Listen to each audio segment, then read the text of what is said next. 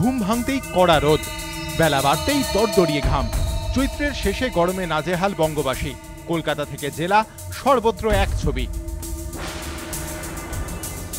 কার্যত ফুটছে বাঁকুড়া। শুক্রবার সেখানকার সর্বোচ্চ তাপমাত্রা 43.9 ডিগ্রি সেলসিয়াস।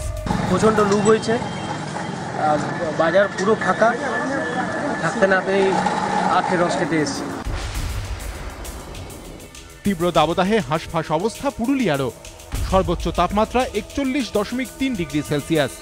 চলছে লু, ছোট থেকে বড় দহন জ্বালায় ওষ্ঠাগত সকলেই। কেউ মুখ ঢেকে রাস্তায়, কারো বা মাথায় ঢালতে হচ্ছে ঠান্ডা জল। এরকম গরম আমি আগে কখনো দেখিনি, হঠাৎ এইভাবে 2-3 দিন আগে থেকে গরম পড়েছে। আমি তো প্রেসারের মানুষ, প্রচুর গরম, হাঁপানির মতন হচ্ছে।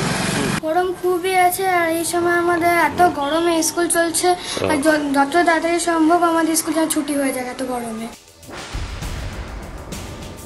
একই অবস্থা পশ্চিম মেদিনীপুরেও। সর্বোচ্চ তাপমাত্রা 40 ডিগ্রি সেলসিয়াস। দহন জ্বালায় অসুস্থ হয়ে পড়ছে ছোটরা। গরম লাগছিল, মাথা ধরে পড়ে গেছিল। কখন? যখন বাচ্চা হচ্ছিল। দুর্গাপুরের পারদ সপ্তমে। প্রখর রৌদ্রে হাঁসফাঁস অবস্থা শিল্পাঞ্চল দুর্গাপুরের মানুষের। বেলা বাড়তেই শুনশান রাস্তাঘাট, শুনশান অফিস পাড়া। সর্বোচ্চ তাপমাত্রা পৌঁছেছে 42 ডিগ্রি সেলসিয়াসে। দাবদাহে মুখ না ঢেকে বাইরে বেরোনোর জো নেই। ভিড় বাড়ছে ঠান্ডা পানীয়ের দোকানে।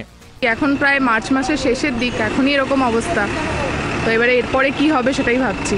মনে হচ্ছে তো আরো গরম বাড়বে।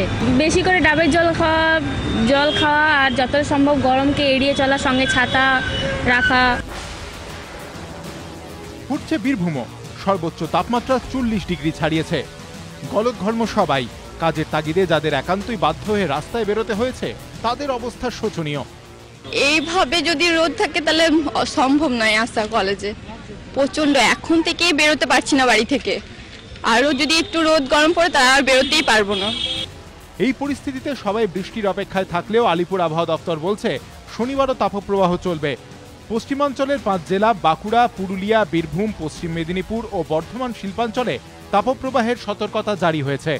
এই সব জায়গায় 40 ডিগ্রির ওপরই তাপমাত্রা থাকবে বলে পূর্বাভাস।